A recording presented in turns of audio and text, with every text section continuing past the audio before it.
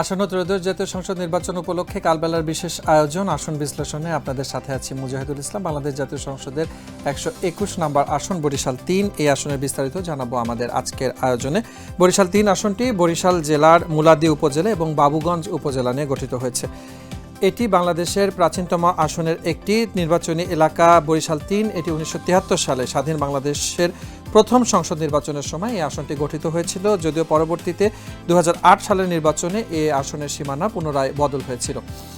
চলুন এবারে সর্বশেষ আপডেটকৃত তথ্য অনুযায়ী বরিশাল 3 এই আসনটিতে মোট ভোটার কতজন আছেন সেটি জানবো। মোট ভোটার আছেন 3,32,097 জন। পুরুষ ভোটার আছেন 1,67,921, নারী ভোটার আছেন 1,64,173। অন্যান্য ভোটার আছেন 3 জন। এই আসনটি থেকে এবারে মোট প্রতিদ্বন্দ্বী প্রার্থী আছেন 6 জন, স্বতন্ত্র প্রার্থী 0। দলীয় পরিচয়ে কোন প্রার্থী কোন প্রতীকে নির্বাচন করছেন সেটি আমরা আপনাদেরকে জানাবো, এবং দর্শক আপনারাও কিন্তু অনুমান করতে পারেন বা আমাদেরকে জানাতে পারেন যে কে হতে পারেন এই আসনের এবারের বিজয়ী প্রার্থী, যেটি আমাদের ভিডিওর নিচে কমেন্টস করে আপনারা জানাতে পারেন। এই আসনটিতে বরিশাল 3 এই আসনটিতে এবারে প্রতিদ্বন্দ্বী প্রার্থীদের পরিচয় আমরা জানবো। জয়নুল আবেদিন বিএনপি থেকে ধানের শীষ প্রতীকে নির্বাচন করছেন। মোহাম্মদ সিরাজুল ইসলাম বাংলাদেশ ইসলামী আন্দোলন থেকে হাত পাখা প্রতীকে। মোহাম্মদ আসাদুজ্জামান ভুঁইয়া আমার বাংলাদেশ পার্টি এবি পার্টি থেকে ইগল প্রতীকে। ইয়ামিন এইচ.এম. ফারদিন গণ অধিকার পরিষদ জিওপি থেকে ট্রাক প্রতীকে। গোলাম কিবরিয়া টিপু জাতীয় পার্টি থেকে লাঙ্গল প্রতীকে এবং আজমুল হাসান জিহাদ বাংলাদেশ সমাজতান্ত্রিক দল বাসদ থেকে মই প্রতীকে এই আসনটি থেকে নির্বাচনে প্রতিদ্বন্দ্বিতা করছেন।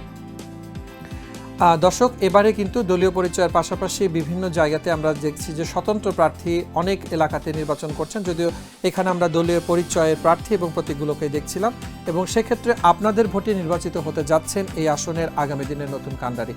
1991 থেকে 2024 সময়কালে বাংলাদেশে যে নির্বাচনগুলো অনুষ্ঠিত হয়েছিল সেই নির্বাচনের ফলাফল এক নজরে আপনাদেরকে দেখিয়ে দিতে চাই। বিজয়ী প্রার্থী কারা ছিলেন? 2024 এই আসনটি থেকে পঙ্কজ নাথ জাতীয় পার্টি থেকে লাঙ্গল প্রতীকে বিজয়ী হয়েছিলেন। 2018-তে গোলাম কিবরিয়া টিপু জাতীয় পার্টি থেকে লাঙ্গল প্রতীকে। 2014-তে বাংলাদেশ ওয়ার্কার্স পার্টি থেকে হাতুড়ি প্রতীকে টিপু সুলতান।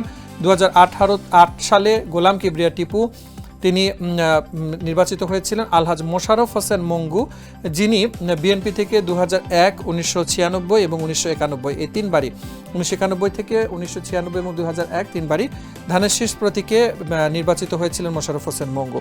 আসন ভিত্তিক নির্বাচনী তথ্যের বিশ্লেষণে এই ছিল আজকের পর্বে। দেখা হবে নতুন আরেকটি পর্বে, থাকবে নতুন সংসদীয় আসন এবং সেই তথ্যের বিশ্লেষণ। সে পর্যন্ত কালবেলার সাথে থাকুন।